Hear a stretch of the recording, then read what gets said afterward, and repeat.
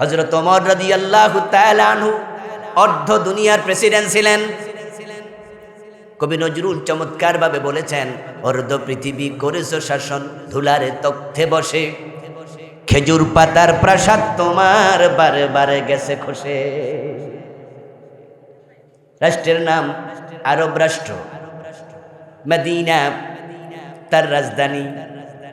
সীমান্ত অর্ধ দুনিয়া ব্যাপী, পারস্য ইসলামী রাষ্ট্র, রোম সাম্রাজ্য, আজকের ইটালি। হযরত ওমরের সময় সৌদি আরবের অংশ ছিল, আরব রাষ্ট্রের অংশ ছিল, মদিনা তার রাজধানী ছিল। অর্ধ পৃথিবী ওমর যখন চালাইছে, যারা বোঝেন তারা একটু জবাব দিয়েন, হযরত ওমর নিজের মন মতো আইন বানাইছে না আল্লাহর কোরআন মতো চালাইছে? তো সে আল্লাহর কোরআনটা আমাদের দেশে আছে না নাই? তো আমরা কোন কারণে ব্রিটিশের আইনে চালাই আমার বুঝেই আসে না। আচ্ছা, মানুষের বানানো আইনে শান্তি না আল্লাহর আইনে শান্তি? তো আল্লাহর আইনের কিতাব তো আছে আমাদের কাছে, আছে তো। আমার এক ভাগিনা বক্তা, যেটা তো বোনের ছেলে, গতকালকে কলকাতায় ওয়াজ করতে গেছে। তো ওখানে যাই আমারে কল দিস, বাড়ি আমাদের মুর্শিদাবাদ। মুর্শিদাবাদ চিনেননি? কল দিয়া কয়, মামা আমি তো কলকাতায় আছি, মুর্শিদাবাদ যাচ্ছি, প্রাইভেট কারে আসি, 2 দিন 3 দিন থাকবো। আমি 2-3টা নসিহা দিলাম, বাগিনা ভারতে ওয়াজ করতে গেছো, রাজনৈতিক কোনো ওয়াজ করবা না, হিন্দু ধর্মের বিরুদ্ধে যায় এমন কোনো কথা বলবা না, বরং ভারতের মানুষকে শুধুমাত্র নামাজ, রোজা, হজ, যাকাত, হালাল হারাম, একজন মুত্তাকির জীবনের নমুনা কি হয় এই ওয়াজগুলা করবা। কারণ সে দেশে মুসলমান আছে 15%। তো রাজনীতির ওয়াজ করে লাভটা কি হবে? দেশে যদি ইসলাম কায়েম করতে হয়, মানুষ তো 15% দিয়া সম্ভব না। তো বরং পরিবেশ উত্তেজিত হবে। আর বাংলাদেশের লোক আইসা আমাদের দেশে রাজনৈতিক পরিবেশ উত্তপ্ত করছে, এই কারণে তোমার বিরুদ্ধে মামলাও তারা দিতে। বাংলাদেশে ওয়াজ আমি করি, বাগিনারা আবার মানা করলাম ওখানে করো না। যদি ইন্ডিয়ায় ওয়াজ করতাম আমিও যেতাম, এই ওয়াজ সেখানে আমিও করতাম না যে কোরআনের আইন কায়েম করো। কারণ অপাত্রে ওয়াজ করে লাভ নাই। কোরআনের আইন কায়েম করার জন্য সংখ্যাগরিষ্ঠতা লাগে, পরিবেশ তৈরি করা লাগে। এখন বাংলাদেশে আল্লাহর কোরআনের আইন কায়েম করার মতো 92% মুসলমানের দেশে পরিবেশ আছে না নাই? এখন আমাদের শুধু ইচ্ছার অভাব। পরিবেশ তো তৈরি। আগামীকালকে যদি সংসদ অধিবেশন ডেকে বর্তমান সরকার বলে আমরা ব্রিটিশ আইনে চোর ধরে আর জেলে দেব না, বরং আল্লাহর আইনে আমরা হাত কেটে দেব, এই আইনটা যদি কালকে চালু করে দেয়, আপনারা কেউ কি বিরোধিতা করবেন? বরং আপনারাও বলবেন কামের কাম হইছে। ও দোস্ত, চোর ধরে যে তোমরা জেলে দিলা, ব্রিটিশ ওয়ালারা তো পাগল, এমন আইন বানাইছে যার কোনো মর্ম আমার কাছে নাই, অর্থ নাই। যে বেটা চুরি করছে এটা কি বালা কাম না অপরাধ? তো তারা ধরে যে 6 মাসের জেল দিলা, হিয়ানে ভাত খাওয়াইছে, হে বেটা ভাতের টাকা দিছিনি, তো মাগনা খাওয়াইলা কেন? বেটা অন্যায় করে গেছে, মাগনা খাওয়াইলা। আচ্ছা, সেখানে যে বিদ্যুতের আলো ভোগ করছে, বিদ্যুতের বিল দিছে, ওখানে যে পানি দিয়া গোসল করছে, ওয়াসার বিল দিছে, ওখানে যে 2 বেলা খাইছে, টাকা দিছে, তো বেটা অন্যায় করে আবার মাগনা খাইব? এটা হলো 1 নম্বর লস। 2 নাম্বার লস হলো ছাগল চোর, গরু চোর যখন জেলে ঢোকে, ওখানে বড় বড় দাগি আসামির সাথে থাকে, ব্যাংক ডাকাত, গাড়ি ডাকাত, ওদের সাথে থাইকা ওই ছাগল চোর ডাকাত হইয়া যায়। সৎসঙ্গে স্বর্গবাস, অসৎ সঙ্গে সর্বনাশ। নাঙ্গলকোট এলাকায় চোর ধরছেন, ছাগল চুরি করে, গরু চুরি করে, দইরা চেয়ারম্যান সাহেবকে ডাইকা না দিলেন যে চেয়ারম্যান সাহেব এতের জ্বালায় অস্থির। উনি ওসি সাহেবরে ফোন দিয়া করল, ওসি সাহেব এতের একটু জেলে দিয়ে দেন তো। ওসি সাহেব এমন মামলা দিল, কোনো খালাস মালাস পাইল না, ডাইরেক্ট জেল। 6 মাসের জেল। ওই ছাগল চোর গরু চোর ঢুকলো জেলখানায়, গিয়ে দেখে ডোরা কাটা, জামা গায়ে দেয়া, যাবজ্জীবন কারাদণ্ডপ্রাপ্ত, 14 বছর 20 বছরের সাজাপ্রাপ্ত কিছু আসামি।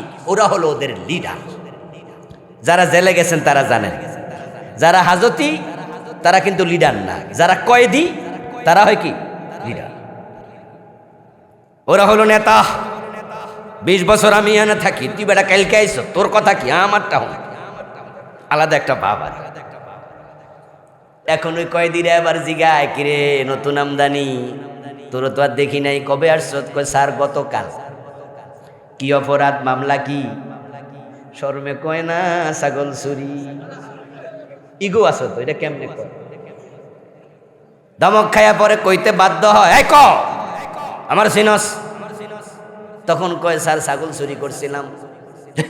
ফাজি কোথাকার, তোদের কারণে জেলখানার বদনামি, জেলে যে তুই আইবি কিছু কইরাইতি। ও বেটা আশ্চর্য হয়ে জিগায়, বস সামনে তাইলে কি করছেন? কই কপাল খারাপ রে, ব্যাংক ডাকাতি করতে গিয়া ধরা খাইছি, না হয়তো এক রাইতে কোটিপতি। ছাগল চোর তখন অঙ্কের হিসাব করে, আরে কয় কি রে, আমিও তো 10 বছর ছাগল চুরি করছি, এখন তো 5 লাখ টাকা কামাইতে পারি না, আরে এক রাইতে কোটিপতি। স্যার কেমনে কি? আসত্য জি শিখাই দেবো, কারণ আমি তো 20 বছর এলেম যা আছে তোরে শিখাইলে একজন সাগরদ্য পাইলাম। কেমনে গাড়ি ডাকাতি করে, কেমনে ব্যাংক ডাকাতি করে, বিমান পর্যন্ত চিন্তাই করে, এমন জালেমও আছে না নাই? ওই বেটার বেড়া শিষ্য হলো, 6 মাস শিখলো, এখন জেলখানায় বসে বসে বেড়া আফসুস করে, আগে আরো জেলে আইলাম না কেন, আগে আইলে তোর আগে শিখতে। 6 মাস পরে যখন খালাস পায়, ওই ছাগল চোর জেলখানার মাটি দইরা কসম করে ছাগল মাগনা দিল। আর কারণ মানসিকভাবে সে এখন চোর না ডাকাত? কথা বলেন, মানসিকভাবে সে কি চোর? এই 6 মাসে তার মেন্টালিটি পুরা চেঞ্জ, পুরা চেঞ্জ, ফুললি চেঞ্জ। এখন সে যখন বের হয়, তখন সে মানসিকভাবে কিন্তু এখন চোর নাই, ডাকাত হয়ে গেছে। ব্রিটিশ আইন কত খারাপ, এবার দেখেন, 6 মাস মাগনা খাওয়াইলেন, 6 মাসে ডাকাত বানালেন, কি লাভ হলো জেলে দিয়া? আর আল্লাহর আইন হচ্ছে এক বেলা খাওয়াবো না, ধরা খাইছে হাত কাটা দাও। একটা হাত কাটা চোর দেখে সমাজের 100 চোর হাত চুরি ছেড়ে দেবে। এবং যদি একটা নেতা টাইপের চোর হয়, এমপি, মন্ত্রী, সচিব, এ জাতীয় চোরের হাত কাটে, হাজার হাজার অফিসার তারের মতো সোজা হয়ে যাবে। ঠেলার নাম ইয়েস। এই যে ফখরুদ্দিন, মঈনুদ্দিন কিছু চোর ধরছিল, মনে আছেনি আপনাদের? কত এমপি মন্ত্রী দইরা সোজা বানাইলিস। ফাজারও জিপ পাওয়া যাইতো রাস্তায়, মালিক নাই। কিছু মাগনা পাওয়া গেছে রাস্তাঘাটে, মালিক নাই। কারণ যার যে জিপ হেরে দইরা যে কবে টাকা পাইলি কই হিসাব দে, এই জন্য কয় বা সাইরা দে মা কাইন্দা বাসি, ভিক্ষার দরকার নাই, কুত্তা সামলাও আগে। ওদেরকে ধরে ধরে জেলে ঢুকালো, তারপরে আবার ফখরুদ্দিন, মঈনুদ্দিন পালায়া গেল আমেরিকায়। ওরা সব বাইর হইয়া আবার আগের মতো নেতা, আগের মতো নেতাগিরি তারা করতেছে। আপনি তাদের গুলশান বনানীর বাসা যাইয়া চোর বলে আওয়াজ করতে পারবেন কি? ডকুমেন্ট আপনার কাছে আছে তারা চোর? ডকুমেন্ট তো ফখরুদ্দিনের কাছে, বেড়া তো আমেরিকা হে গেল আমেরিকা, উনি আবার জেলখানা থেকে বাইর হইয়া আবার নেতা। কিন্তু যদি হাতটা কেটে দিত, ডকুমেন্ট বেড়া চিরদিন লইয়া লইয়া ঘুরত, কোনোদিন আর নেতাগিরি করার সাহস করত না। কারণ যখন সংসদে এমপি পদে দাঁড়ায়, এলাকার উপজেলার চেয়ারম্যান, মেম্বার ইত্যাদি পদে দাঁড়ায়, এরকম মিটিং আইয়া তো 2 হাত নাড়ান লাগে, একটা তো নাই, নাড়বো কি? ঠিক না, ঠিক না? ইসলাম কত সুন্দর, চোর ধরে হাত কেড়ে দাও, চুরি থাকবে না, ঘরের দরজা খুলে ঘুমাইতে পারবা। ইসলাম সেটাই করেছে। হে প্রিয় নবী, আপনার রব ফয়সালা করছেন, দুনিয়ার মানুষ তোমরা কারো ইবাদত করো না, শুধু একজনের ইবাদত করবে, তিনি কে? আল্লাহ। ইবাদত পাওয়ার মালিক শুধু তিনি। আল্লাহ ছাড়া কারো ইবাদত পাওয়ার কোনো অধিকার নেই। যদি কোনো মানুষ আল্লাহ ছাড়া অন্যের ইবাদত করে, এটা হয় শিরিক। এদিকে তাকান, ওদিকে। আল্লাহ ছাড়া যদি অন্যের ইবাদত করে, এটা হয় শিরিক। কি হয়? ইন্না লিল্লাহ। এদিকে তাকান, ওদিকে তাকাচ্ছেন কেন? ওখানে কেউ কি ঝগড়া করতে পারে না? এলাকায় কি শয়তান নাই? তো শয়তান তো কারো না কারো মাথায় বসতেই পারে। তো আপনারা শয়তানের দিকে তাকাবেন নাকি? আমার বন্ধু, ইবাদতের মালিক কে? আল্লাহ ছাড়া যারা ইবাদত করবে অন্যের, তারা মুমিন না মুশরিক? যারা মুশরিক হয় তাদের জন্য জান্নাত হয় হারাম। আমরা যারা আল্লাহর জান্নাতে যেতে চাই, আমাদের জন্য আল্লাহ ছাড়া অন্য কারো ইবাদত করার অনুমতি নাই।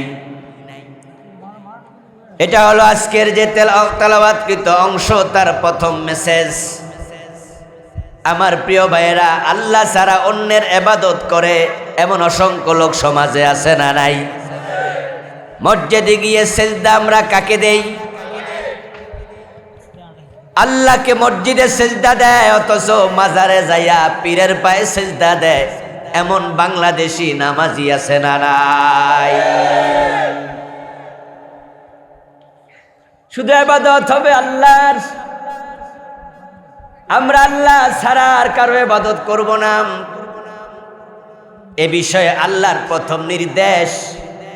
এই বিষয়টা যে মাথায় রেখে শুধু আল্লাহর ইবাদত করবে, হাসরের ময়দানে আল্লাহ তাকে নিজ দায়িত্বে জান্নাত দিয়ে দেবেন। এটাও আমার কথা নয়, এটাও কার কথা? তাই হাসরের দিন আল্লাহ যত মানুষকে জান্নাতে দেবেন, সবাইকে আগে তার ইবাদতকারী বান্দার কাতারে দাঁড় করাবেন। আল্লাহ তাআলা বলেন, হাসরের ময়দানে তিনি মানুষকে ডেকে বলবেন, ফাদখুলি ফি ইবাদি ওয়াদখুলি জান্নাতি। ও দুনিয়ার মানুষ, তোমরা আমি আল্লাহর বান্দাদের কাতারে ঢোকো। তাই যারা আল্লাহর ইবাদত করেছে তারাই আল্লাহর বান্দাদের কাতারে ঢুকতে পারবে। আর যারা আল্লাহর ইবাদতকারী বান্দাদের কাতারে সেদিন ঢুকবে, ওয়াদখুলি জান্নাতি। এবার আল্লাহ বলবেন, যাও তোমরা জান্নাতে প্রবেশ করো। আপনাদের কাছে এবার একটু জানবো, জান্নাতে আগে ঢুকবেন নাকি ইবাদতকারী বান্দাদের কাতারে আগে ঢুকবেন? যারা ইবাদতকারী বান্দার কাতারে ঢুকতে পারবে না, তাদের কপালে জান্নাত নাই। ইবাদতকারী বান্দার কাতারে আগে ঢোকো, তারপরে জান্নাতে যাও। আপনি হয়তো মনে মনে ভাববেন, আমিও ইবাদতকারীর বান্দার কাতারে ঢুকে যাব, তো জান্নাত নিশ্চিত। আমি বলবো, দোস্ত, আপনার ভাবনার একানা মূল্য নাই। কারণ হাসরের দিন সব কিছু থাকবে কার নিয়ন্ত্রণে? ওয়াল আমরু ইয়াউমাইদিন লিল্লাহ। সেদিন আল্লাহর নির্দেশের বাহিরে কিচ্ছু হবে না। সেদিন আপনি চাইলেও কিছু করতে পারবেন না, আল্লাহ নিজে সব নিয়ন্ত্রণ করবেন। হাদিসে পাওয়া যায়, ইয়াকশিফু রাব্বুনা আন সাকিহ। আমাদের রব আল্লাহ হাসরের দিন যখন প্রকাশিত হবেন, নিজের কদমের কাপড় তোলা দেবেন। মানুষজন আল্লাহর কদম দেখবে। ফায়াসজুদু লাহু কুল্লু মুমিনিন ওয়া মুমিনাম। আল্লাহ তাআলাকে দেখার সাথে সাথে হাসরের ময়দানে উপস্থিত সব মুমিন মুমিনা নারী পুরুষ সিজদায় পড়ে যাবে। ওয়া ইয়াবকা মান কানা ইয়াসজুদু ফিদ দুনিয়া রিয়াআন ওয়া সুমআ ফায়াযহাবু লিয়াসজুদা ফায়াউদু যাহরুহু তাবাকান ওয়াহিদা। যে সমস্ত মানুষেরা দুনিয়ায় লোক দেখানোর জন্য ইবাদত করত, জোহরে আছে আসরে নাই, মাগরিব পরে এশা নাই, জুমা পরে ওয়াক্তিয়া পরে না, এমন নামাজি এই দেশে আছে না নাই? হাসরের ময়দানে তারা নিজের চোখে দেখবে আল্লাহর বান্দা বান্দিরা সেজদায় পড়ে গেছে, তখন তারা ভাববে আমিও তো নামাজি, আমিও সেজদা দেই। প্রিয় নবী বলছেন ফায়াউদু যাহরুহু তাবাকান ওয়াহিদা, সে সেজদা দিতে পারবে না, তার মেরুদণ্ডের হাড্ডি কাঠের মতো সোজা হয়ে থাকবে। সে চাইছিল আমিও সেজদা দেই, কিন্তু পারে নাই, কারণ তার চাওয়া পাওয়ার একানা মূল্য নাই, আল্লাহ যা চান সেটাই হবে। তাই সেদিন আপনি চাইলে আল্লাহর ইবাদতকারী বান্দার কাতারে দাঁড়াতে পারবেন না যদি আপনি শিরিককারী হন। মসজিদে গিয়ে আল্লাহর কাছে চায়, এই লোকটাই আবার খাজা বাবার মাজারে যায় চায়, ফিরের দরবারে গিয়ে চায় বাবা ছেলে দাও, মেয়ে দাও, এটা দাও সেটা দাও, এমন লোক আছে না নাই? এবার যে কয়দিন আগে দাখিল পরীক্ষা, এসএসসি পরীক্ষা শুরু হলো, এই পরীক্ষার আগে দিয়া আমাদের চট্টগ্রামে এক হুজুর 4-5 জন বাচ্চারে এক ফিরের দরবারে নিছে, মাজারে নিছে। ফেসবুকে আপনারা হয়তো কেউ কেউ দেখেছেন, মাজারে নিয়ে বলতেছে বাবা এই ফলাফানগুলোর আগামী বৃহস্পতিবারে পরীক্ষা, ওরা আপনার কাছে আইছে, একটু ফাঁস করাইয়া দিয়ে, ওদের ভুল ত্রুটি একটু মাফ কিজিয়ে, উর্দু তো শিখাইছে, বাবার কাছে বাংলা উর্দু মিলে কইতেছে, বাবা যেন বুঝতে কোনো কষ্ট, ওরারে ভুল ত্রুটি মাফ করে একটু পরীক্ষা পাশ করাইয়া দিয়েন। ও দোস্ত, মরাফির কবরে আছে, যদি জান্নাতি মানুষ হন তিনি জান্নাতের বিছানায় ঘুমায় আছে। এবার বলুন তো, ঘুমানো মানুষ কি কানে শোনে?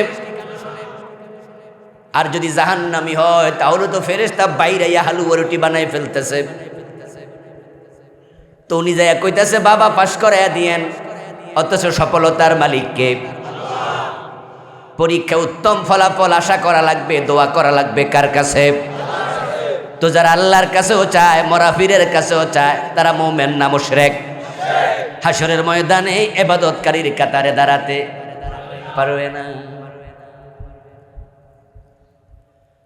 আল্লাহ তাআলা বলছেন ইবাদত শুধু আল্লাহর করবা, আর কারো ইবাদত করো না।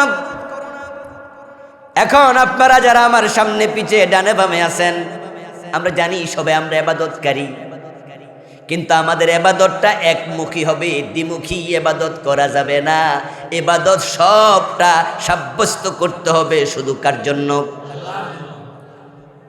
এখন কোন ইবাদত সাব্যস্ত হবে? ইবাদত না বুঝলে সাব্যস্ত কেমনে করবেন? তাই আগে ইবাদতটা বুঝা দরকার আছে কিনা। ইবাদত কাকে বলে? العبادة هي قضاء الحياة بحسب أوامر الله تعالى ونواهيه। এদেশের লোকেরা অধিকাংশ মনে করে নামাজ, রোজা, হজ, যাকাত এগুলো করার নাম ইবাদত, তাই তারা নামাজও পড়ে, সুদেও টাকা লাগায়, দুটো একসাথে চালাইছে। 5 ওয়াক্ত নামাজ পড়ে সুদে টাকা লাগাইয়া রাখছে, এমন নামাজি আজকের মাহফিল 2-1 জন আছে না নাই? 5 ওয়াক্ত নামাজ পড়ে অফিসে যাইয়া ফাইল আটকায়া রাখে, গোশ না দিলে সিগনেচার করে না, এমন নামাজি অফিসার আছে না নাই? সে মনে করতেছে নামাজ ইবাদত, নামাজ তো পড়ি। এই যে রমাদান মাস আসছে, রোজা রাইখা ওজনে কম দেবে, রোজার দিন রোজাওয়ালা মালে বেজাল দেবে, এমন ব্যবসায়ী আছে না নাই? সে মনে করছে রোজা তো রাখছি, ইবাদত তো হইছে। আসলে দোস্ত তুমি ইবাদত বুঝই নাই। আল ইবাদাতু হিয়া কাযাউল হায়াতি বিহাসবি আওয়ামিরিল্লাহি তাআলা ওয়া নাওয়াহি। এই হলো ইবাদতের সংজ্ঞা। কোরআন মাজিদ আল্লাহ তাআলা ইবাদত বলতে যা শিখালেন তা হলো মা আতাকুমুর রাসূলু ফাখুযুহু ওয়া মা নাহাকুম আনহু ফান্তাহু। মা আতাকুমুর রাসূল, রাসূল যা নিয়ে এসেছে, ফাখুযুহু সেটা ধরো, ওয়া মা নাহাকুম আনহু ফান্তাহু রাসূল যেটা করতে মানা করছে সেটা ছাড়ো, এ দুইটা একসাথে হলে তার নাম হবে ইবাদত। একটা ধরলে ইবাদত হবে না, দুটা মিলে ইবাদত। ফজরের নামাজের ফরজ কয় রাকাত? এক রাকাত পড়া বাড়ি চলে যান, সওয়াব হবে কতটুকু? অর্ধেক, 25%। কত? কারণ 2 রাকাত মিলে ফরজ, 1 রাকাতের কোনো দাম। এই যে বিদ্যুতের বাতি জ্বলছে, প্রতিটা বিদ্যুতের বাতির ভিতরে দেখবেন যে উপরে একটা লাগানো থাকে, এটার নাম জানি কি? হোল্ডার। হোল্ডারের মাঝে সকেট আছে কয়টা? উপরে দেখবেন তার লাগানো 2টা আছে, একটার নাম পজিটিভ আর একটার নাম নেগেটিভ। যদি আপনি লাল তার ঢুকান, সামনে সাথে যে কালোটা আছে বা নীলটা আছে, সবুজটা আছে, ওইটা না ঢুকান, বাতি জ্বলবে? মা বাবার সমন্বয় না হলে বাচ্চা হয় না। XY শুক্রাণু ডিম্বাণুর মিলন না হলে সন্তান হবে না, এটা আল্লাহর নিয়ম। শুধু মা আছে, সন্তানের অস্তিত্ব নাই, শুধু বাবা আছে, সন্তানের অস্তিত্ব নাই। মা বাবাকে একসাথ করে দাও, শুক্রাণু ডিম্বাণুর মিলন হবে, সন্তানের জন্ম হবে। নেগেটিভ পজিটিভ এক জায়গায় লাগবে, বিদ্যুতের তার জ্বলবে। সৎ কাজের আদেশ, অসৎ কাজের নিষেধ, হালালগুলো ধরো, ফরজগুলো ধরো, হারামগুলো ছাড়ো, দুইটা মিললে ইবাদত হবে। এখন নামাজও পড়ে সুদও খায়, ইবাদত হইল? হয় নাই। এজন্য তো কত নামাজি জাহান্নামে যাবে, তার কোনো হিসাবই নাই। কোরআন মাজিদে একটা সূরা আছে যেটার নাম মাউন, একবারে ছোট সূরাদের একটা। তার শেষ আয়াত, তার মাঝে একটা আয়াত আছে ফাওয়াইলুল লিল মুসাল্লিন। বাংলা অর্থ কি? বাংলা অর্থ কি? ফাওয়াইলুন, অতঃপর ওয়াইল দোজক, লিল মুসাল্লিন, নামাজের জন্য, মুসল্লির লাগা। তো বেনামাজির মুসল্লি কয় নাকি? কয় নামাজের জন্য ওয়াইল দোজক। কোন নামাজি?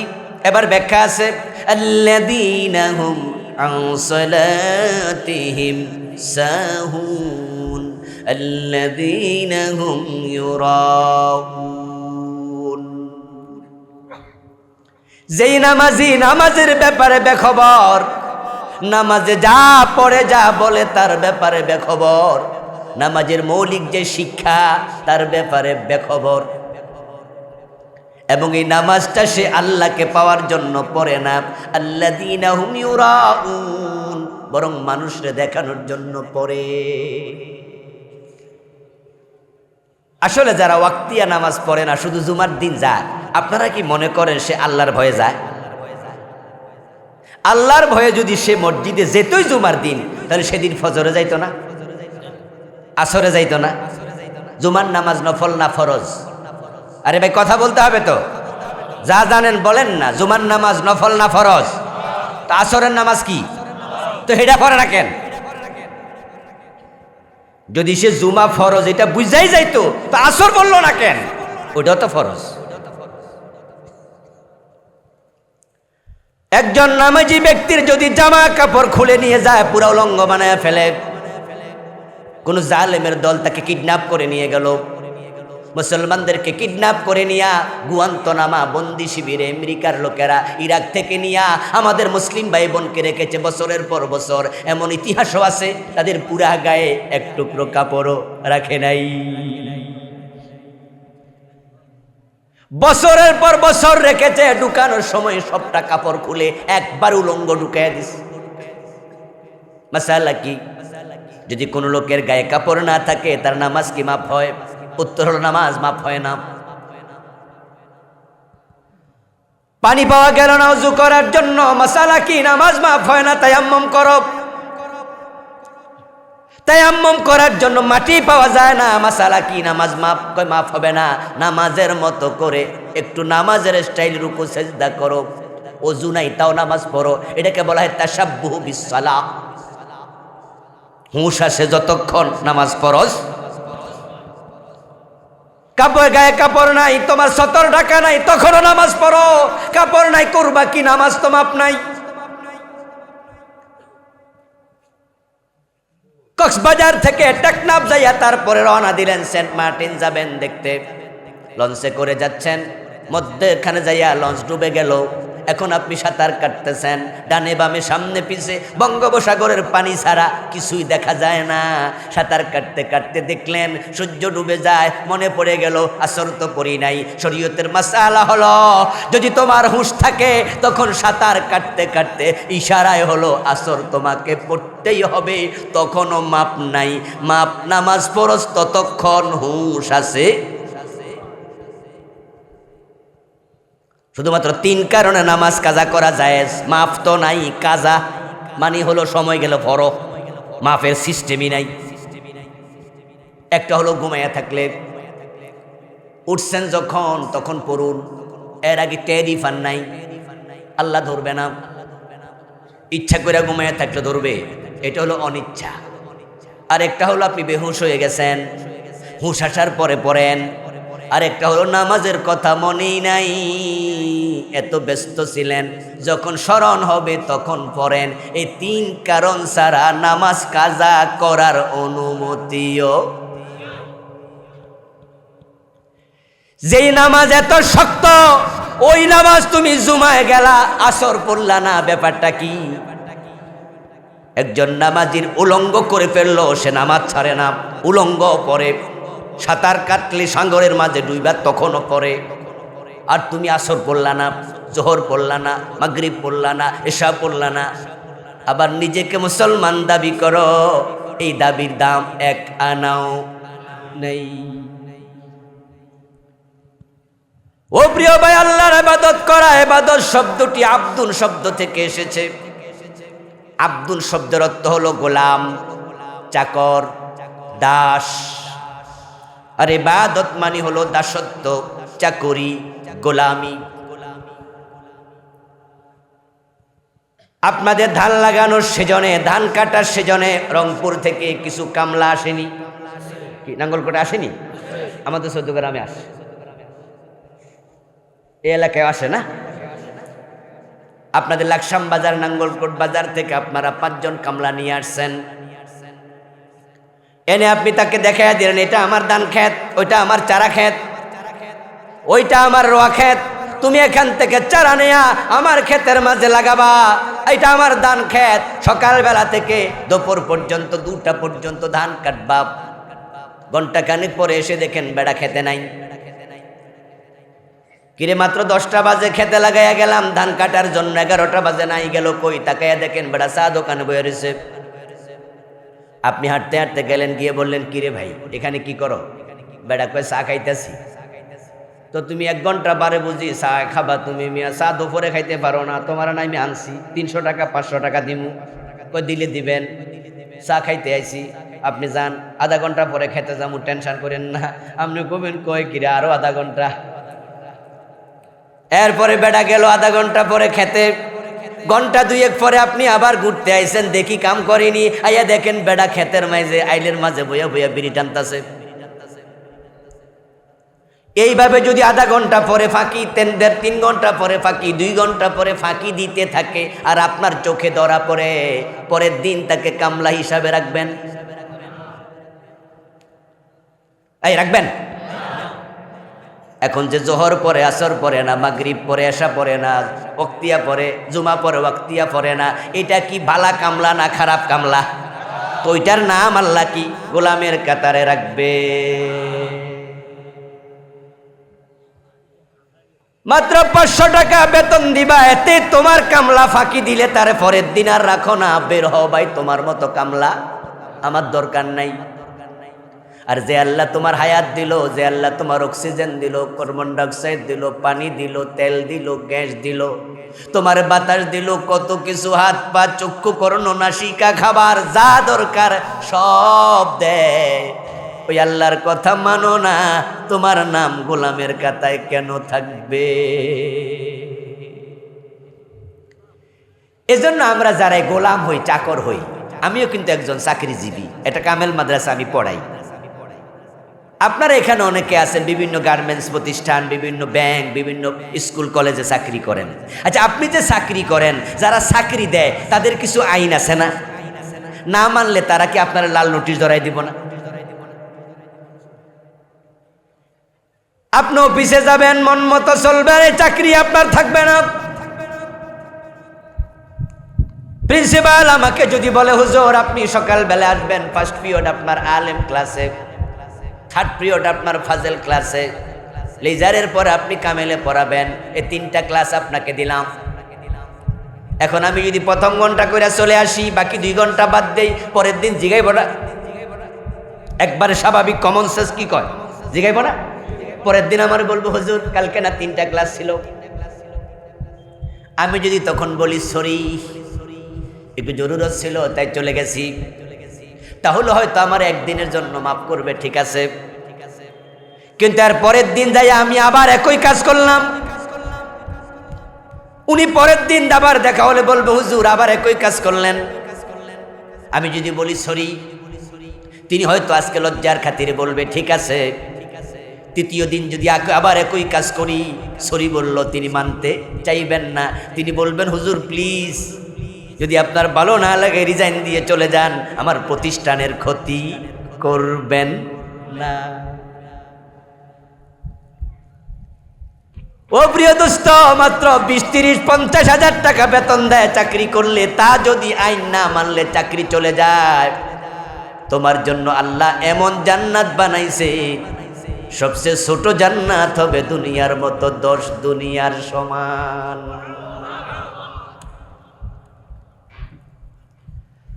قال النبي صلى الله عليه وسلم أدنى أهل الجنة منزلة له 80 ألف خادم। জান্নাতীদের মাঝে সবচেয়ে ছোট জান্নাতি যে হবে, তার জন্য খাদেম দেয়া হবে 80,000।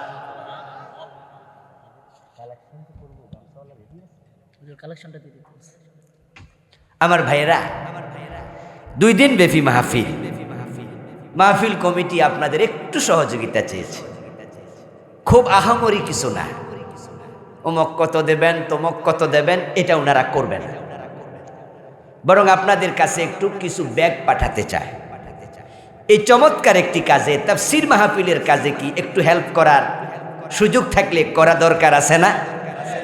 10 মিলে করি কাজ, হার জিতে নাহি লাজ। উনাদেরকে একটু সহযোগিতা করলে আগামীবার উনারা মাহফিলটা করতে আবার একটু সাহস পাবে। এজন্য কিছু ভাইকে উনারা ভিতরে পাঠাবেন। আপনারা মেহরবানি করে যে যা পারেন, 10, 20, 50, 100, 1000, 2000, 5000 গোপনে উনাদের দান বাক্সে, ব্যাগের মাঝে, গামছার মাঝে আপনারা একটু দিবেন।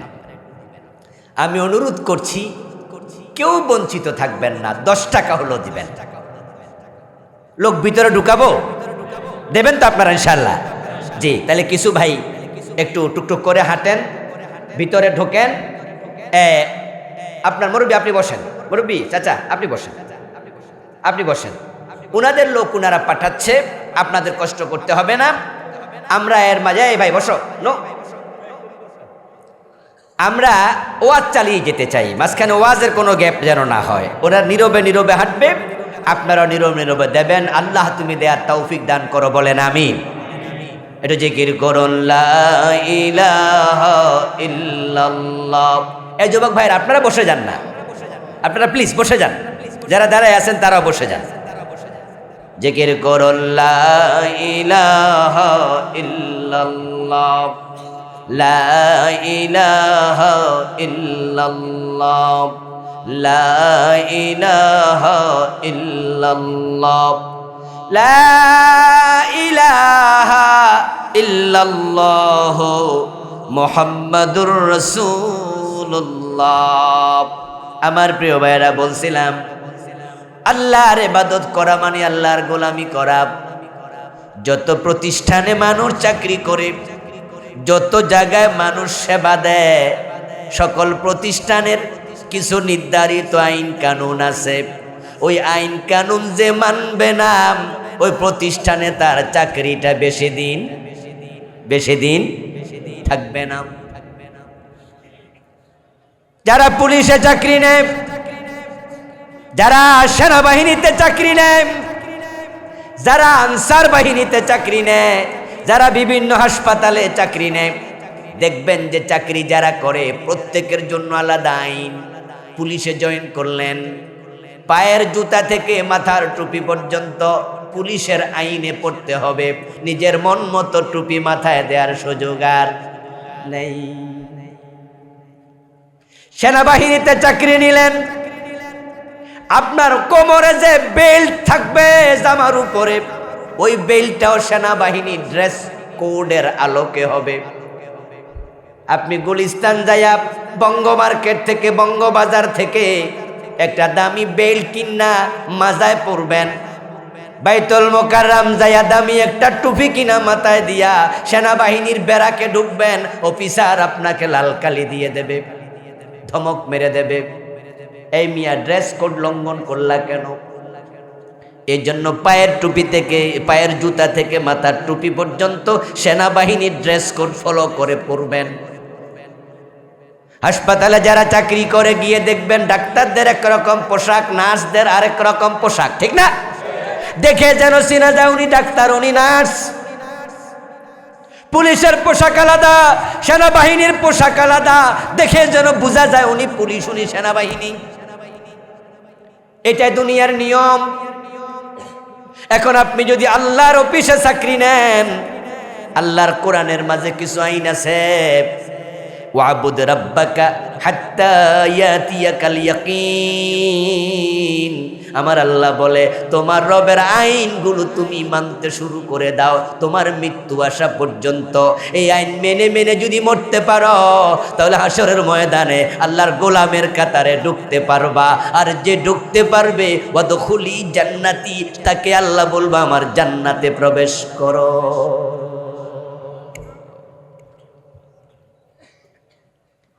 এখন আল্লাহর কোরআনের মাঝে আছে 5 ওয়াক্ত নামাজ পড়ো। আপনি 2 হাত তোলা দিয়া মেনে নিলেন, হ্যাঁ হ্যাঁ আমি 5 ওয়াক্ত নামাজ মানলাম, আলহামদুলিল্লাহ। এমন নামাজিও বাংলাদেশে পাওয়া যায়, সে বাল্যকাল থেকে নামাজ ধরেছে, মরা পর্যন্ত 1 ওয়াক্ত নামাজ ছাড়ে নাই, এমন নামাজিও আছে। হাসপাতালের আইসিইউতে ভর্তি, ওখানেও ইশারায় নামাজ পড়ে এমন নামাজিও আছে। হাসপাতালের আইসিইউতে এতগুলো যন্ত্র লাগায় রাখে, বুকের মাঝে 20-30টা যন্ত্র লাগায় রাখছে। আমি সাক্ষী, আমার এক আত্মীয় ওযু করার তো কোনো সুযোগই নাই, কারণ আইসিইউ থেকে তারে বাইর করবে কে? ডাক্তার তো ছাড়বে না। বেডের মাঝে শুয়ে আছে, যেখানে স্বাভাবিক অবস্থায় আত্মীয় স্বজন পর্যন্ত দেখা করতে যাইতে পারে না।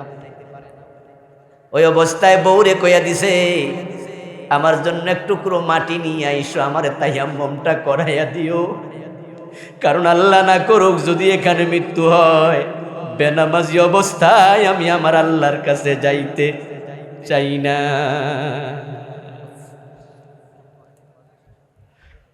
ও প্রিয় ভাই, রোজা মেনে নিতে হবে, রোজা ফরজ মানবা। কজি রিক্সা চালায় রোজা রাখে, ভাঙে না, এমন আছে না নাই? ওই 3 তালার ছাদে ইট নিয়া উঠে, ইট নিয়া নামে, পিঠের মাঝে সুরকি লয়া উঠে নামে, এরপর রোজা ভাঙে না। আল্লাহর বান্দা, কারণ সে আল্লাহর বান্দা, আল্লাহর গোলাম, আইন মাইনা নিছে, রোজা ছাড়ে না, কম খায়, হারাম খায় না, কষ্টে চলে, সুদে টাকা লাগায় না, আল্লাহ যা বলছে তা মানতেছে, আল্লাহর কাছে আত্মসমর্পণ করে দিয়েছে, আল্লাহর কথা ছাড়া একটা কদম নড়ে না। জান্নাত পাওয়ার জন্য এত পাগল, আল্লাহর আইন মেনে নিয়া আল্লাহর কথা বলাতে মামলার আসামি, বাড়িঘর ছাড়া, দোষ একটা, আল্লাহ ছাড়া কারো আইন মানি না। ওই দোষের কারণে অ্যারেস্ট কইরা নিয়া ফাঁসিতে ঝুলাইয়া দেবে, ফাঁসির রশি দেখেও ভয় পায় না, এক চুল লড়ে না, আশা একটাই, আমি আল্লাহর জান্নাত যেন পেয়ে যাই। এমন আল্লাহর বান্দাও আছে না নাই? তা তাকায় দেখো বেলাল হাবশির দিকে। হযরত বেলাল রাদিয়াল্লাহু তাআলা আনহুর গলার মাঝে রশি লাগায়া টানছিল। সৌদি আরবে যারা গেছেন গরমকালে দেখেছেন গরম কারে কয়, দুপুর বেলায় সূর্যের তাপের কারণে খালি পা মাটিতে রাখার কোনো অবস্থা থাকে না। 65-67 ডিগ্রি সেলসিয়াস তাপমাত্রা, যেখানে বাংলাদেশে মাত্র 38-39 হইলে হিট স্ট্রোক শুরু হয়, আর 65-67-70 ডিগ্রি তাপমাত্রা পর্যন্ত চলে যায়। বালিকাগুলো এত গরম হয়, বালিকণার উপরে বালিকণা এত গরম হয়, মনে হয় আপনি সাইল ছেড়ে দিলে একবারে ভাজি হয়ে যাবে। বেলালকে সে গরম বালির উপরে শোয়ায়া গায়ের কাপড় খুলে গলার মাঝে রশি লাগায় টানছে। বেলাল কালেমা ছাড়তে রাজি হয় নাই, বেহুশ হয়ে যেত বেলাল। লোকজন মরে গেছে মনে করে ছেড়ে দিত। অনেকক্ষণ যাওয়ার পর হযরত বেলাল যখন হুঁশ ফিরে পেতেন, তখন জালেমরা কানের কাছে গিয়া বলতো আস্তে আস্তে, বেলাল এ কালেমা তুমি ছেড়ে দাও, আমরাও তোমাকে মারবো না, ছেড়ে দেব। তাদের প্রস্তাবের জবাবে হযরত বেলাল রাদিয়াল্লাহু তাআলা আনহু অস্ফুট স্বরে ছোট ছোট শব্দে কিছু যেন বলতে চান। তারা শোনার জন্য আবার উনার মুখের কাছে কান নিত।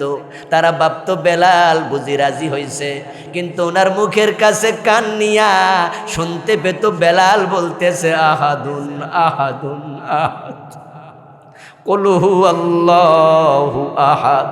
যে আল্লাহর উপর ঈমান এনেছি, জীবন দিতে রাজি, ঈমান ছাড়তে রাজি নাই। ও মুসলমান, তোমার 100 টাকার নোট দিলে বাটপাড়ার মিছিলে চলে যাও, 1000 টাকা দিলে আদালতে মিথ্যা সাক্ষী দিতে চলে যায়, এমনও আছে না নাই? তুমি 100 টাকার কাছে 1000 টাকার কাছে ঈমান বেচো, আর বেলাল গলায় রশি, ঈমান বেচে না। তো বেলাল যে জান্নাতে যাবে, সে জান্নাতের স্বপ্ন তুমি কেমনে দেখো? সুবিধা মতো কিছু ইবাদত করার নাম ইসলাম নাম। ওটুকু ওটুকু ওটুকু ওটুকু নামাজে আছে, রোজায় আছে, এখানে আবার হারামে আছে, সুদে আছে, গোশে আছে, অন্যায়তে আছে। বাপ মরছে 10 বছর আগে, মা মরছে 5 বছর আগে, এখনো আপন বোনের জমি দেয় না, জোর কইরা দইরা রাখে, ভোগ করে, এমন জালেম ভাই আছে না নাই? নাঙ্গল কোটে আছে কিনা? তুমি কিসের ইবাদতকারী? তোমার গলার মাঝে আল্লাহ জমিনটা 7 গুণ বড় করে হাসরের দিন ঝুলাইয়া দেবে, বলবে টেনে টেনে সামনে যা।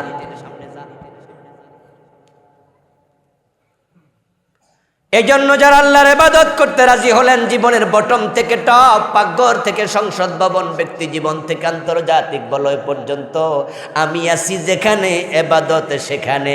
ইবাদত বড় সহজ, কঠিন করার কিছু নাই। ইবাদত মানে হলো আমার নবী যা করেছেন করো, যা ছেড়েছেন ছাড়ো। রাসূলের মতো ঘুমাইবা, ঘুমটাও ইবাদত হয়ে যাবে। রাসূলের মতো খাবেন, ডানা ইবাদত। রাসূলের মতো তুমি খাও, ঘুমাও, কথা বলো, ইবাদত। রাসূলের মতো নামাজ পড়ো, ইবাদত।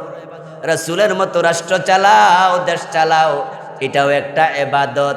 এখন মসজিদে রাসূলের মতো নামাজ পড়ে, রাষ্ট্র চালানোর সময় ব্রিটিশ আইনে রাষ্ট্র চালায়, রাসূলের মতো চালায় না, এরা ইবাদতকারী হতে পারে না।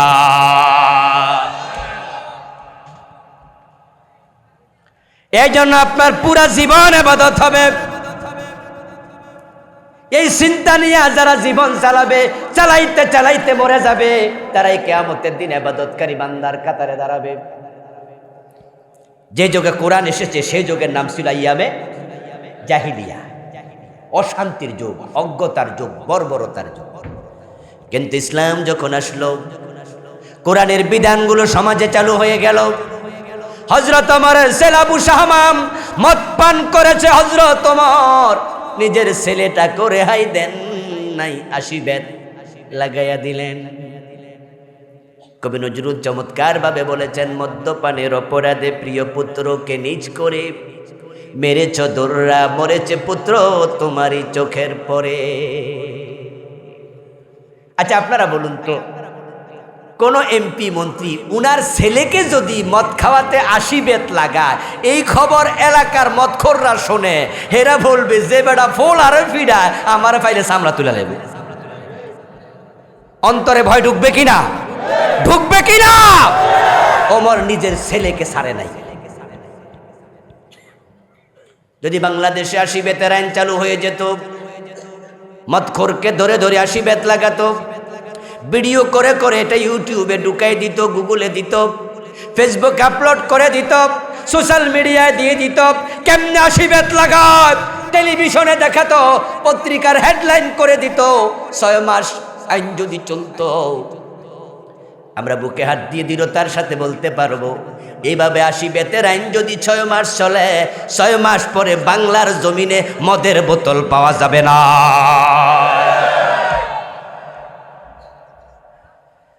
শুধুমাত্র মাদক মুক্ত সমাজ হবে না, ডাকাতি চুরি মুক্ত সমাজই হবে না, সমৃদ্ধ সমাজ হবে।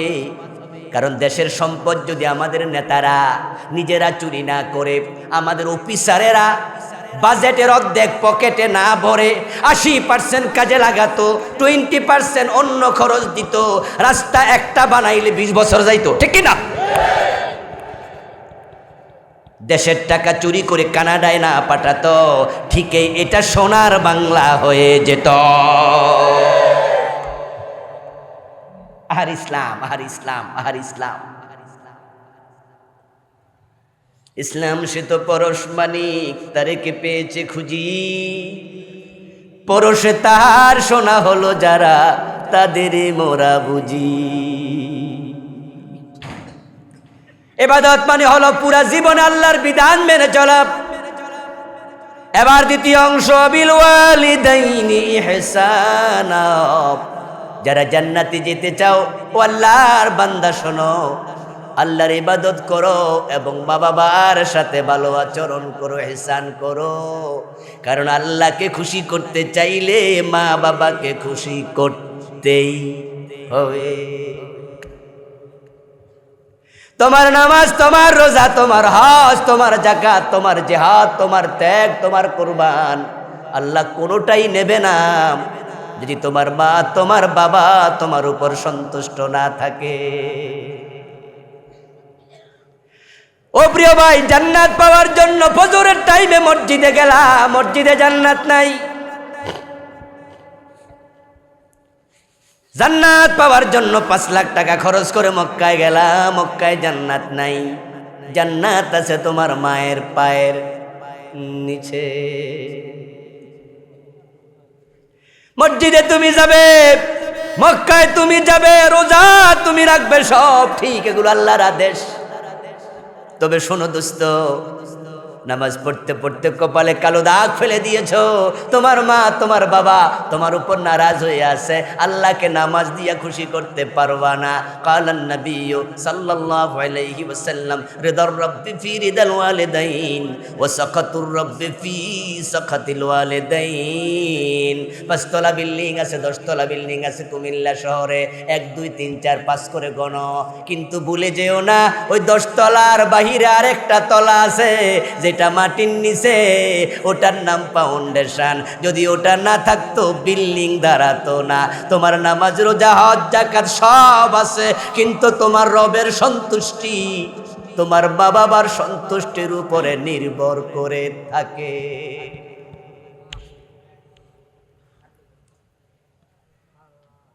এই কোরআন শরীফের সবচেয়ে বড় আলেম যিনি সাহাবাদের মাঝে, ওনার নাম আব্দুল্লাহ ইবনে আব্বাস রাদিয়াল্লাহু তাআলা আনহুমা।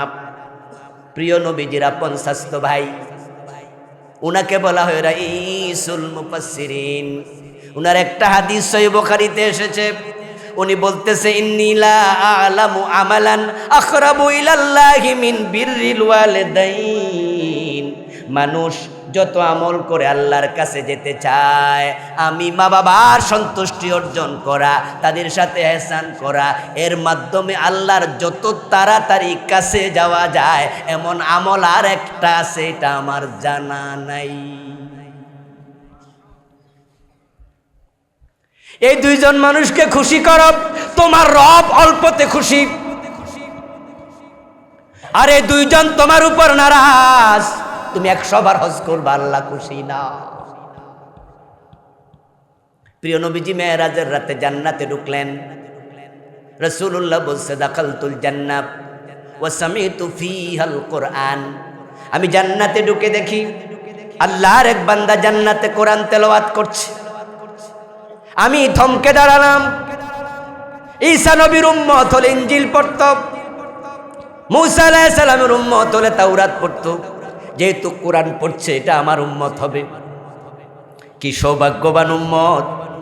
শুধু জান্নাতে আসে নাই, আল্লাহর কোরআন পড়ার অনুমতি আল্লাহ দিছে। কি সুন্দর কণ্ঠে কোরআন পড়তেছে। আমার জানার শখ হলো, আমি জিব্রিলকে জিজ্ঞাসা করলাম, ইয়া জিব্রিলু মান হুয়া?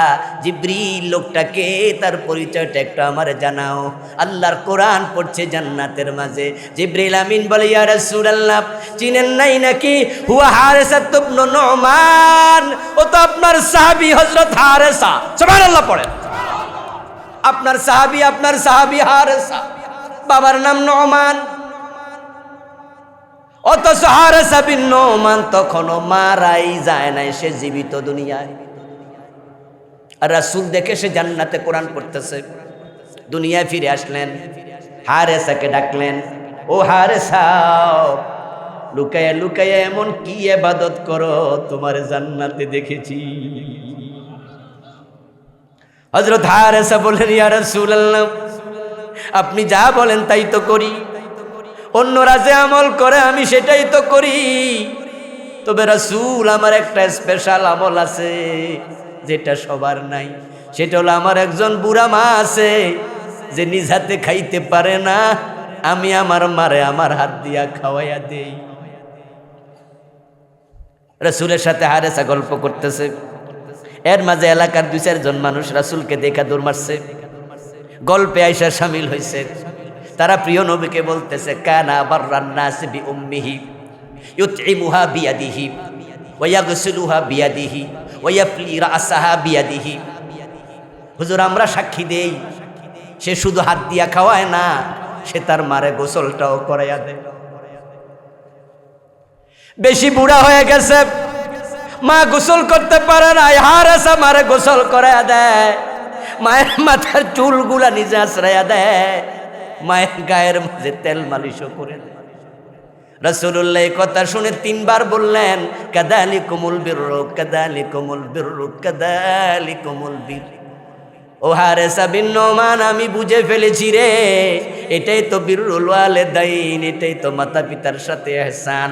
তোর মায়ের দোয়ার কারণে তুই দুনিয়ায় থাকতে জান্নাত পেয়ে গেছিস। ও প্রিয় ভাই, যার ঘরে মা বাবা আছে তার ঘরে আল্লাহর জান্নাত আছে। জান্নাত জান্নাত ঘরে। قال النبي صلى الله عليه وسلم الوالد اوسط ابواب الجنه। তোমার বাবা হলো জান্নাতে প্রবেশের সবচেয়ে বড় দরজা।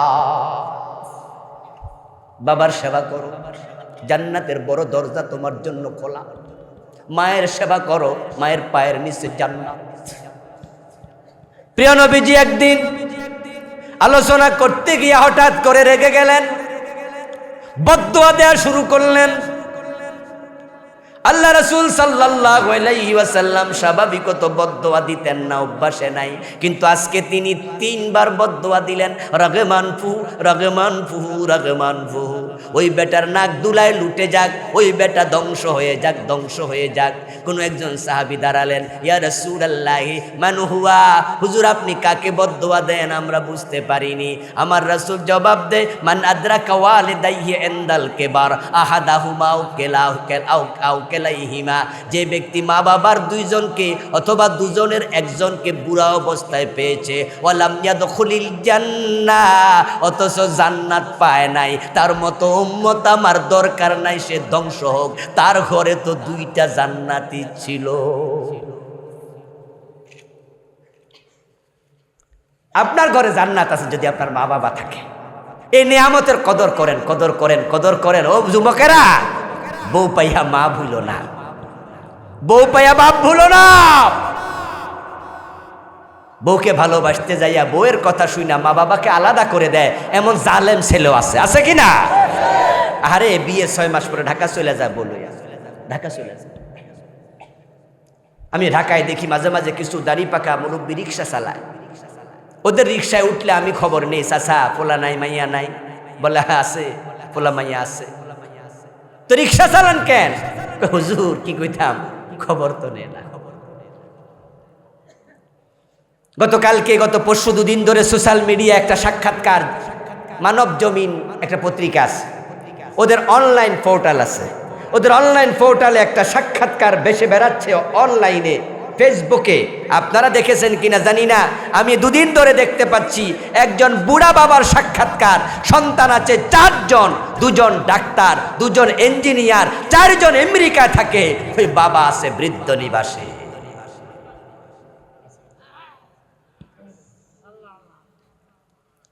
মা বাবার খবর নেয় না, ঢাকা চলে গেছো, বইয়ের কথা শুই না, মায়ের লগে ঝগড়া কইরা 1 মাস কথা কয় না, এমন জালেম ছেলে আছে না নাই?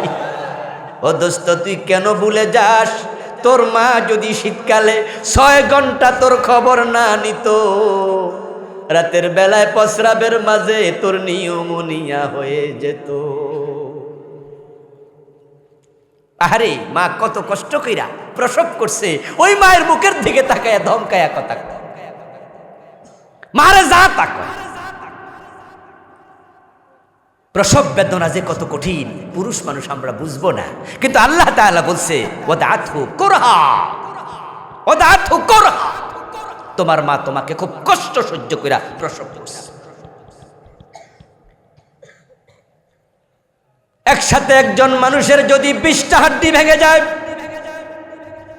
তাহলে যেই পরিমাণ ব্যথা হবে চিকিৎসা বিজ্ঞান বলে সেটা হচ্ছে 45 ইউনিট ডেল।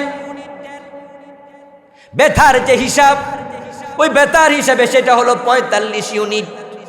20টা হাড্ডি যদি একসাথে ভেঙে যায়, এই ব্যথা পরিমাণ হবে, মানুষটা বেহুশ হবে না, চিৎকার দেবে, কাঁদবে, এর চেয়ে বেশি হলে বেহুশ হয়ে যাবে, আরো বেশি ভাঙলে মরে যাবে। কিন্তু সন্তান প্রসবের সময় মায়ের যে কষ্ট, ওটা তারা হিসাব করে দেখে 57 ইউনিট ডেল, 57। এর মানে 20টা হাড্ডি একসাথে ভাঙলে যা ব্যথা হয় এর চেয়ে 12 গুণ বেশি।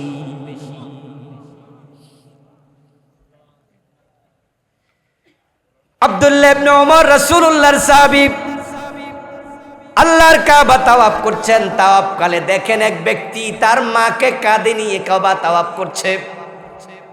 শাহিদ ইবনে ওমর রাদিয়াল্লাহু তাআলা আনহু রাজুলান ইয়ামানিয়ান ইয়াতুফু বিল বাইতি হামালা উম্মাহু ওয়ারা যহরিহি, মা তার পিঠে সে কাবা তাওয়াফ করছে। ইবনে ওমর উৎসুক নয়নে তার দিকে তাকাইছে, ওই লোকেরও চোখ পড়েছে, হয়তো কাউকে জিজ্ঞাসা করছে উনি কে। লোকজন বলেছে চিনো না, ওমরের ছেলে আব্দুল্লাহ, রাসূলের সাহাবী। তাওয়াফ শেষ করে আব্দুল্লাহ ইবনে ওমরের কাছে সে লোক গেল, গিয়ে বলতেছে হুজুর আমার কান্দে যে দেখছেন উনি আমার মা, বাড়ি আমার ইয়ামান, উনি শখ করছে কাবা তাওয়াফ করবে, হজ করবে, কিন্তু উনি বাহনের পিঠে বসতে পারে না, এত দুর্বল, গাদা ওঠের পিঠে বসে থাকতে পারে না। এখন মায়ের আরজি, মায়ের শখ পূরণ করার জন্য কান্দে করে ইয়ামান থেকে আসছে। সুবহানাল্লাহ পড়তে মন চায় না ভাইয়েরা? ইয়ামান থেকে মক্কায় আসছে, শত শত মাইল হাইটে আসছে, কারণ তখন তো আর আজকের গাড়ি ঘোড়া কিচ্ছু নাই, ছিল তো গাদা ওট ইত্যাদি। মাকে কাঁধে নিয়ে এসেছি, মিনায় গিয়েছি, আরাফায় গিয়েছি, মুজদালিফায় গিয়েছি, হজের সব কাজ শেষ। এখন আমি কাবা তাওয়াফ করছি, আপনি দেখলেন আমার দিকে, আমি আপনার পরিচয় জানলাম। আমি যে জন্য এসেছি একটা মাসালা জানার জন্য, আতারানি জাযাইতুহা, মাসালাটা হলো আমার মায়ের যে হক আমার উপরে আছে, ওই হক আমি আদায় করতে পেরেছি কিনা। ইবনে ওমর জবাব দে, লা লা লা ওয়ালা বিজাফরাতিন ওয়াহিদা, তোমাকে প্রসবের সময় তোমার মা যে একটা বড় নিঃশ্বাস ফেলেছিল কষ্টের কারণে, এখনো একটা নিঃশ্বাসের হক আদায় করতে পারো নাই। এজন্য আমার ভাই, মা বাবাকে খুশি করো, তাদের সাথে বেয়াদবি করবেন না। তাদেরকে খুশি করলে রব তাড়াতাড়ি খুশি হয়ে যায়। এক ব্যক্তি রাসূলকে প্রশ্ন করছে, মা হাক্কুল ওয়ালিদাইনি আলা ওয়ালাদিহিমা, সন্তানের উপরে মা বাবার কি কি হক আছে একটু বলে দেন। প্রিয় নবী সংক্ষেপে জবাব দিলেন, হুমা জান্নাতুকা ওয়া নারুকা, তারাই তোমার জান্নাত, তারাই তোমার জাহান্নাম। যদি খুশি করো জান্নাত পাইয়া যাইবা তাড়াতাড়ি, আর যদি বেজার করো বদদোয়া দিলে জাহান্নাম ছাড়া উপায় নাই। ফালা তাকুল লাহুমা উফিন ওয়ালা তানহারহুমা, কখনো মা বাবাকে ধমক দিও না, তারা উফ বলতে পারে এমন আচরণ করো না। তাদেরকে বিরক্ত হইয়া উফ বলো না, তারা যা চায় দুই হাত উদার করে দাও। ওয়াকফিদ লাহুমা জানাহা যুল্লি মিনার রাহমা ওয়াকুর রাব্বিরহামহুমা কামা রাব্বায়ানি সগীরা, মন ভরে দোয়া কর। তারা যা চায় দিতে থাকো, যা চায় দিয়ে দাও, হিসাব করে না, হিসাবের বাহিরে। এক সাহাবী রাসূলুল্লাহর কাছে গেলেন, ইয়া রাসূল ইন্নালি মালান ওয়া ওয়ালাদান ওয়া আবি ইউরিদু আন ইয়াহতাজা ইলা মালি। হুজুর, আমার সন্তান আছে, আমার সম্পদ আছে, আমার বাবা আছে, কিন্তু আমার বাবার একটা অভ্যাস হলো, বাবা শুধু করে টাকা দেয়। সকালেও টাকা চায়, বিকালেও টাকা চায়, দুপুরেও টাকা চায়। হুজুর, এই যে আমার বাবা শুধু টাকা চায়, আমি কি করতে পারি? আমি কত দেব? আপনি একটু বলে দেন। প্রিয় নবী জবাব দেন, আনতা ওয়া মালুকা লি আবিকা। আরে মিয়া, টাকা চাইবে কেন? তুমি এবং তোমার সম্পদ সবটার মালিক তো তোমার বাবা। চাইয়া সন্তানের মানিব্যাগ থেকে টাকা নিতে বাবার চাওয়ার কোনো প্রয়োজন? সন্তানের দোকানের ক্যাশ থেকে টাকা নেবে বাবা, আমি নিতে পারি, চাওয়ার কোনো প্রয়োজন? সন্তানের পকেট থেকে বাবা টাকা নিয়ে যাবে, এটা বাবার অধিকার, এটা মায়ের অধিকার। তুমি নিজেই তো তোমার বাবা। এর জন্য বাবা মাকে দেবেন দুই হাত খুলে। পৃথিবীতে এই দুইজন মানুষের মতো অল্পে খুশি হয় এমন মানুষ আর একজনও পাবেন না। আমি, আমার মা আছে, বাবা নাই, আলহামদুলিল্লাহ মা আছে, বাবা চলে গেছেন। আমি বাবাকেও দেখেছি, যখন টাকা চাইতো আর আমি একটু বেশি দিতাম, বলতে এত টাকা দিয়ে কি করবো।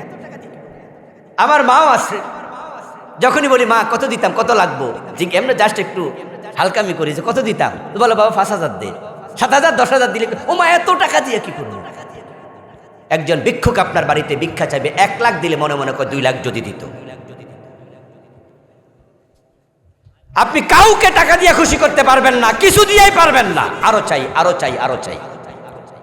আর মা এবং বাবা একটা কাপড় চাইছে, আপনার মা বলছে বাজান কাপড়টা তো পুরান হয়ে গেছে, নাঙ্গলকোট বাজারে যাইতেছিস, মার জন্য একটা কাপড় আনিস। আপনি যদি 2টা কাপড় নিয়ে যান, ব্যাগ থেকে খুইলাই দেখবেন যে কত বড় একটা হাসি দিয়ে বলবো, পাগল ছেলে, 2টা লাগে নাকি? আর মনে মনে বলবো আমার ছেলে কত ভালো, কত ভালো। পানের জন্য বলছে বাবা 1 বিড়া পান আনিস, আরেক বিড়া বেশি নেবেন।